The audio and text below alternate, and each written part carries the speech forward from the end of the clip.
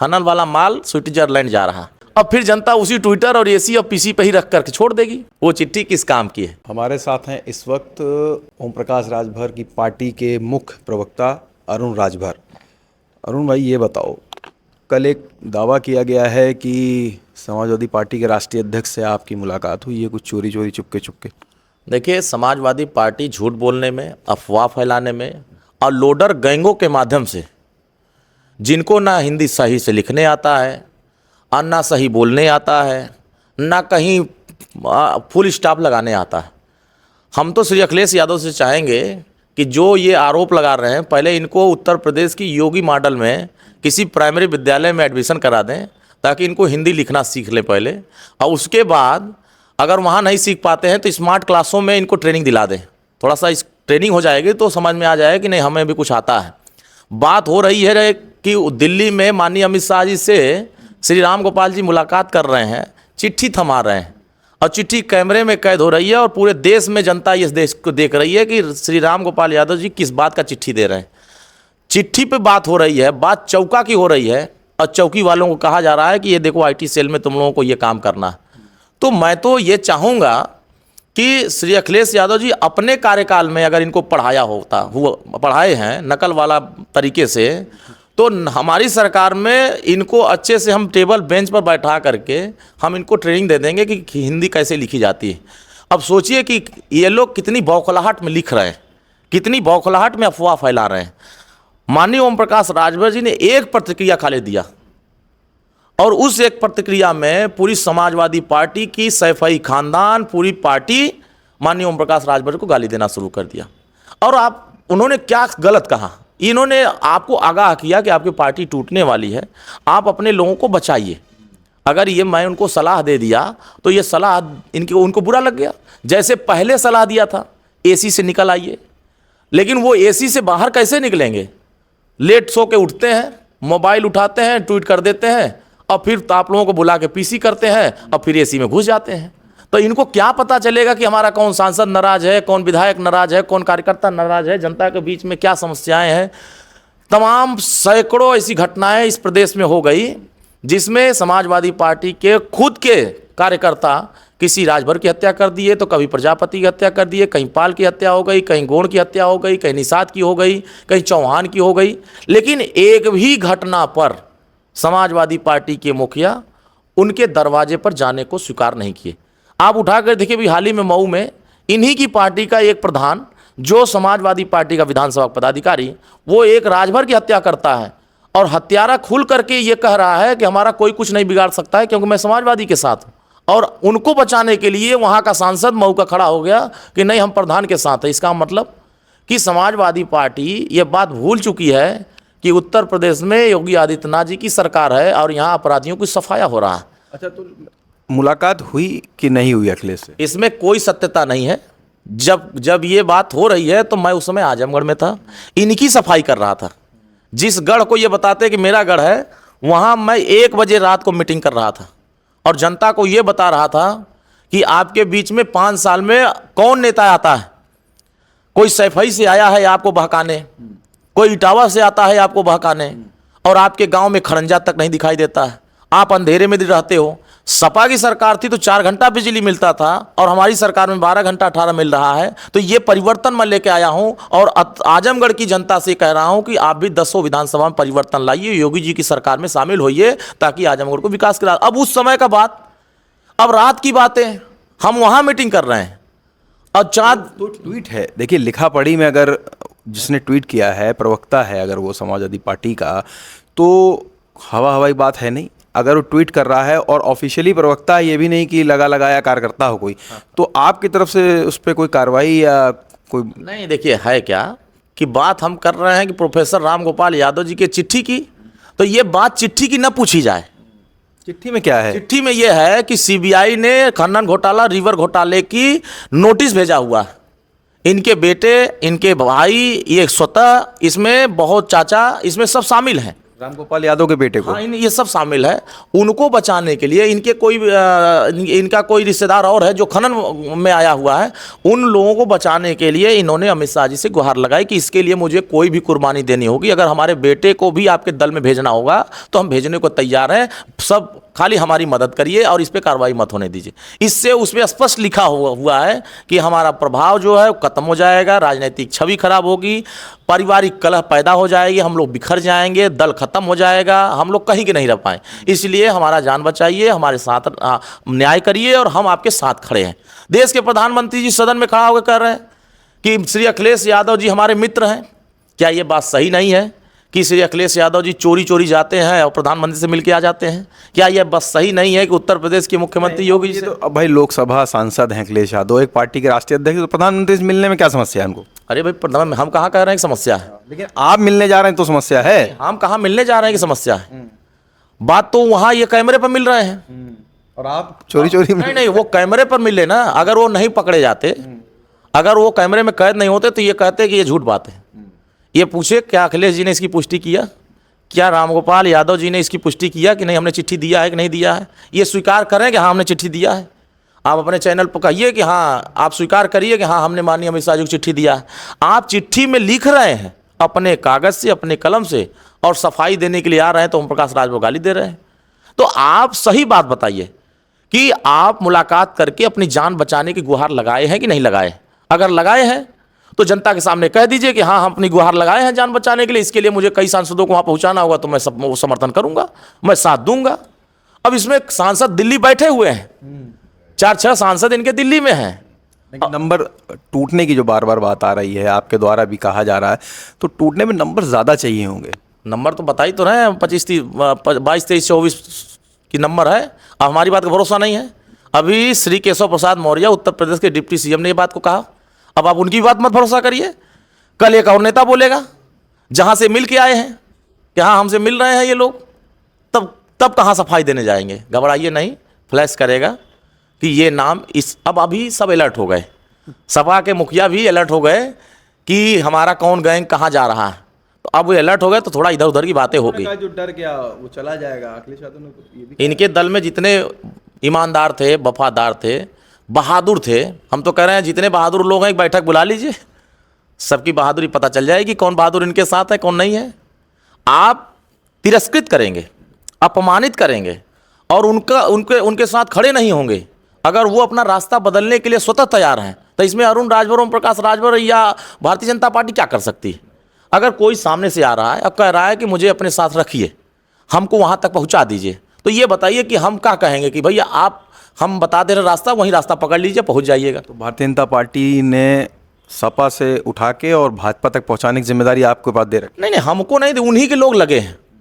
5-6 ऐसे बड़े नेता काम कर रहे हैं सुभाषपा। नहीं, हमने तो आगाह किया, आगाह करने का काम किया कि सावधान हो जाइए, देखिए आपके लोग टूटने वाले हैं। कौन उठा के ले जाएगा? ले कौन जा रहा है? बहुत बड़े नाम हैं, ऐसे नाम हैं जिनको कोई भरोसा नहीं करेगा। ओपी राजभर है? नहीं, हमारे नेता इसमें कुछ नहीं है, उन्होंने तो आगाह कर दिया। कोई नहीं कह रहा था बंगाल में ममता दीदी टूट जाएंगी, टूट गई ना, दिखाई दे रहा है ना। बंगाल के बाद महाराष्ट्र में टूटन हो गया, वैसे ही यहाँ यूपी में टूटन होगा। तो आप देखिएगा कि अखिलेश जी भी कहते नजर आएंगे कि मुझे इस बंदे पर भी भरोसा था लेकिन ये भी भरोसा तोड़ दिया।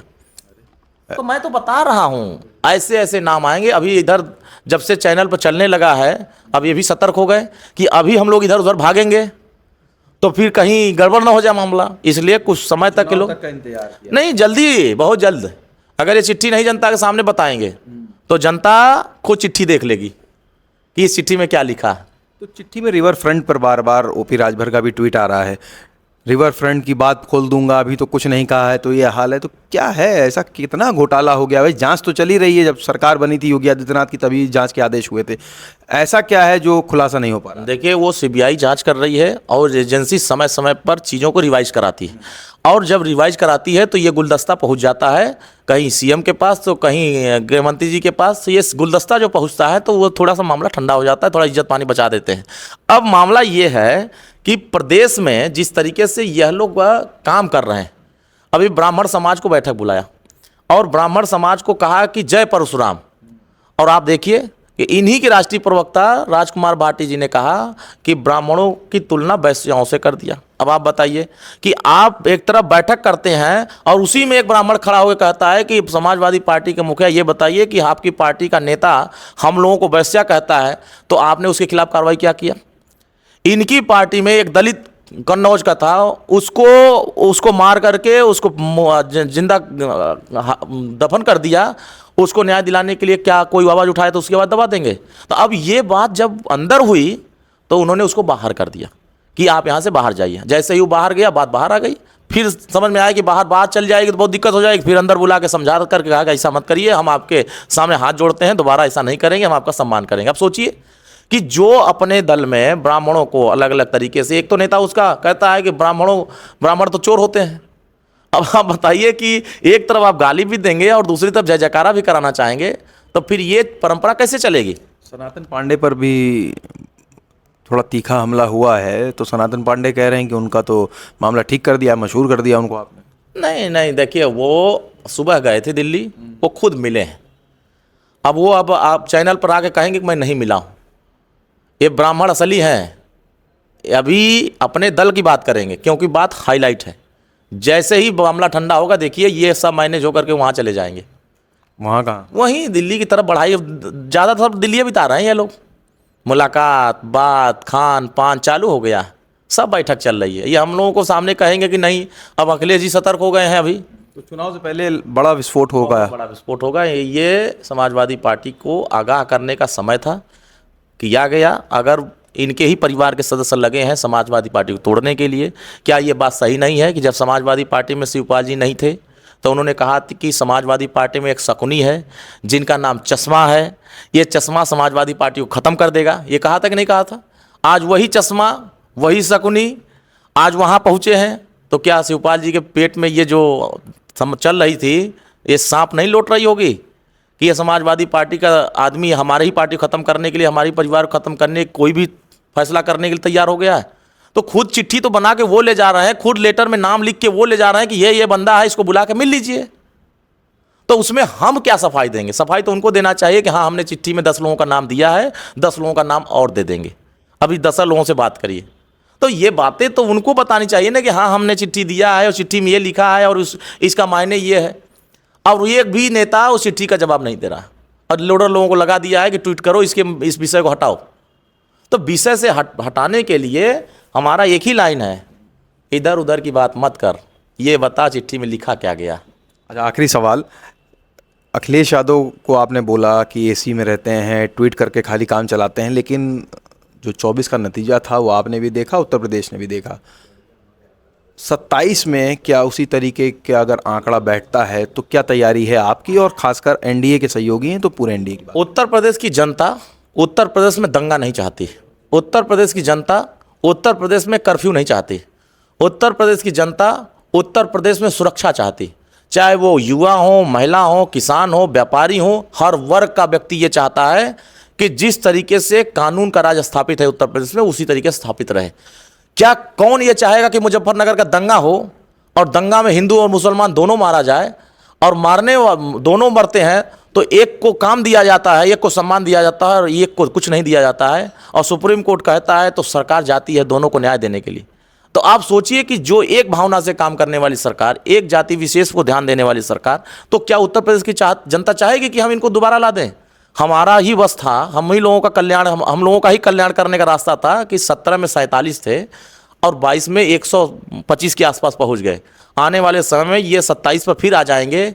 अब फिर ये वो दिन याद करेंगे कि ओम प्रकाश राजभर ने तो पूर्वांचल में हमारा साथ दे दिया, अब वो पश्चिमांचल भी हमारे साथ आ गया है, बुंदेलखंड भी हमारे साथ आ गया है, मध्यांचल भी आ गया। अब कोई कोना बचेगा नहीं। जो 2017 में 325 था, 2027 में नवंबर माह में जो अभी चुनाव होगा उसमें भी 325 पारे रहेगा। ये उनको पता है, इसीलिए पहले ही कह रहे हैं कि बहादुर आदमी रहेगा हमारे साथ, कमज़ोर आदमी नहीं रहेगा हमारे साथ।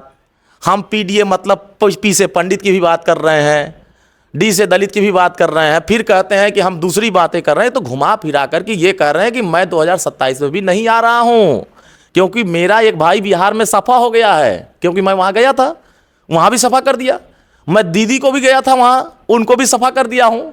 मैं महाराष्ट्र में भी गया था, उनको भी सफा कर दिया हूं। अब मेरा भी नंबर आ गया है, आप लोग हमारे साथ मत दीजिए, और जो लोग हैं ये मान लीजिए कि हम भी नहीं आने वाले हैं। सभी लोग यादव जी मिल करके समाजवादी पार्टी की सरकार मत बनाइए, आप लोग भारतीय जनता पार्टी की सरकार बनाइए। लाखों यादव झंडा लगा रहा है हमारी पार्टी में, कम से कम 700 से 800 यादव हमारी पार्टी में खुदा झंडा लेके नारा लगा रहे हैं कि हम ओम प्रकाश राजभर की नीतियों के साथ हैं और ये अच्छा काम कर रहे हैं, योगी जी अच्छा काम कर रहे हैं, मोदी जी अच्छा काम कर रहे हैं। तो अब इनके कामों के आधार पर अगर सभी लोगों का हृदय परिवर्तन हो रहा है, अपनी रक्षा सुरक्षा के लिए लोग आ रहे हैं, तो चिंता तो समाजवादी पर बढ़ेगी, क्योंकि वो एसी से निकलेंगे नहीं और पीसी से फुर्सत मिलेगी नहीं, तो ट्वीट करते रह जाएंगे और फिर जनता उसी ट्विटर और एसी और पीसी पे ही रख करके छोड़ देगी। इधर 3 महीने से लगातार कोई ऐसा दिन नहीं है जिस दिन पीसी ना हो रही हो। पीसी किस बात की होती है? यही पीसी बुलाते, प्रोफेसर साहब को बैठाते कि ये जो चिट्ठी लिखे हैं आप बताइए इस चिट्ठी में क्या लिख के दिए, हाय दम तो लिख दे, बुला दे, पीसी में बुला कर बैठाओगे कि हाँ ये चिट्ठी किस बात की दी गई थी। नहीं है दम, क्योंकि वो सब जानते हैं खनन वाला माल स्विट्जरलैंड जा रहा है। ये तीनों लोगों को पता है, डिम्पल जी को भी पता है, अखिलेश जी को पता है, रामगोपाल जी को पता है। ये पता है कि ये स्विट्जरलैंड माल जो है स्विस बैंक वाला, ये वहाँ शिफ्ट हो रहा है। बड़ा आरोप है। उसके बाद दिखाई नहीं देंगे। वो पता है उनको कि जब संसद में 2008 में इन्होंने वोट के लिए कैश लहराया था, अब उनको कैशवे हर जगह दिखाई दे रहा है। फर्जी वीडियो जनरेट करा करके इस मुद्दे से ध्यान हटाने की तैयारी करा रहे हैं। तो जनता यही पूछ रही है कि उस वीडियो पर नहीं, उस वीडियो पर बात करिए जिसमें चिट्ठी दी जा रही है। वो चिट्ठी किस काम की है, किस लिए है, लेकिन जवाब देने को तैयार नहीं है। जवाब जनता जब तक नहीं देगी, ये जब तक जवाब नहीं देंगे तब तक जनता ये मानेगी कि ये राजभर जी ने सही कहा। हमारी बात का मोहर प्रदेश अध्यक्ष, पूर्व प्रदेश अध्यक्ष और वर्तमान उप मुख्यमंत्री जी ने लगाया, केशव प्रसाद मौर्य। हाँ सही बात है, आने वाले समय बहुत सारे लोग इसको सहमति देंगे। आप देखते जाइए आगे आगे खेल क्या होता है, और सपा के कितने लोग आपके लाइन में खड़े हो जाएंगे उनको भी अंदाजा नहीं होगा। चलिए शुक्रिया। तो आपने सुना अरुण राजभर को, जिनका बड़ा दावा है कि आने वाले समय में समाजवादी पार्टी में बड़ी टूट हो सकती है। और रही बात 2027 के चुनाव की, जो कि संभावना है कि 2026 में भी हो सकते हैं, उसमें मजबूती के साथ एनडीए मैदान में उतरेगा और 300 से ज़्यादा सीटें जीत कर एनडीए फिर से सरकार बनाएगी। जितेश अवस्थी, संवाद लाइव के लिए।